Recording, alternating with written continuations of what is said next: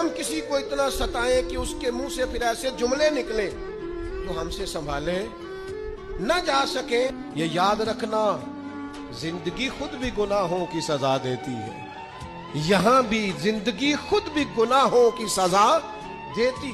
یاد رکھنا, ذرا احتیاط سے منہ کھولنا کسی کے بارے میں. اللہ کے بندوں کے بارے میں اپنی زبانیں ذرا احتیاط سے کھولنا, ذرا خیال کرنا. کسی غریب کے بارے میں جملے سوچ کر بولنا, کسی کمزور کا مذاق اڑانا تو معاذ اللہ ذرا ہوش کرنا, اللہ سے ڈر کے بات کرنا. اس لیے کہ بڑی جلدی انصاف کا وقت آنے والا. اللہ لوگوں کے درمیان دن بدل دیا کرتا ہے, پھر لوگوں کو جگہ نہیں ملتی چھپنے کی, روک چھپانے کی. کسی کو اتنا نہ ستاؤ کہ بیچارہ خود کچھ نہ کر سکے اور اللہ کے حضور تمہاری شکایت کرے. بچو, غریبوں کی بد دعائیں دن میں نہیں ستاتی, غریبوں کی بد دعائیں رات کو ستاتی.